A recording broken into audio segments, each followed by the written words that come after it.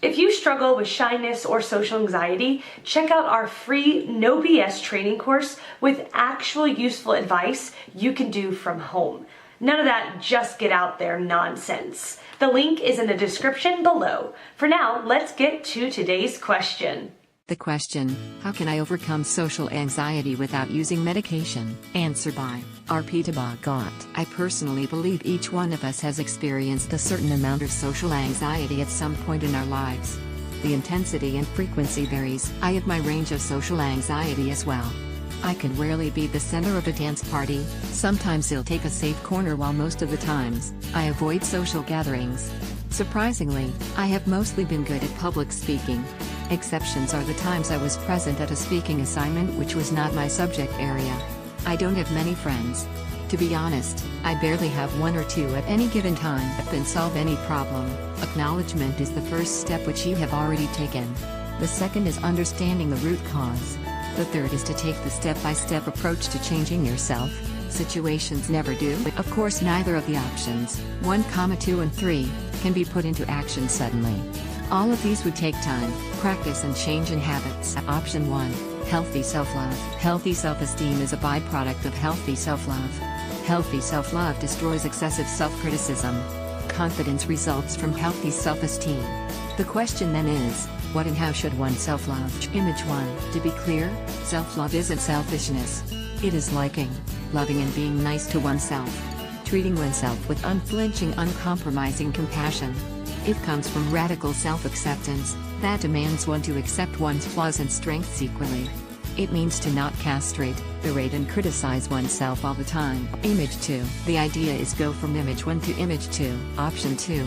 Developing CBT skills. Cognitive behavioral therapy, CBT, is a short-term, goal-oriented psychotherapy treatment that takes a hands-on, practical approach to problem solving.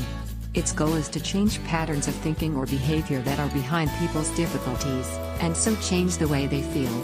1. CBT taught me to notice my emotions as they arise in my body, how my mind interpreted them as feelings, the thoughts that resulted in the, often unhealthy, behaviors I employed to cope with them.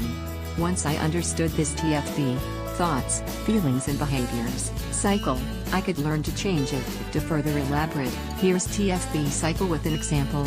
Okay, it's all fair and square, but how does this help my social anxiety? Once you learn to observe and understand your emotions, even before feelings and thoughts start, you can self-soothe yourself by positive self-talk and self-affirming thoughts. For instance, you have to go to a party in 3 days which you cannot avoid? It is laying in your subconscious. You ignore the thought of going because it triggers stress and fear instead of dealing with it. Eventually, the day creeps closer and closer until you have to face it. If you observe, you would notice that you are getting more and more fatigued and irritable as the day is coming closer. As a result, your behavior is further aggravated, so your body feels low and wants more rest, less talking and worn out. At this stage itself, if you start listening to your emotions, you can initiate an alternate thought and behavioral cycle by reminding yourself that you are ready to go. It would be fun, so-and-so is coming who you like, you have a lovely dress, etc. Option 3. Fake it till you make it. Fake it till you make it, also called act as if, is a common catchphrase. The purpose is to avoid getting caught in a self-fulfilling prophecy related to one's fear of not being confident. 2. The idea is to act as if you aren't anxious but confident. Join a theater class, it would help overcome your feelings of social ineptness, get over shame and loosen up in public. Learn few clever one-liners, jokes, idioms and quirky responses. Play these up the next time you are nervous in people.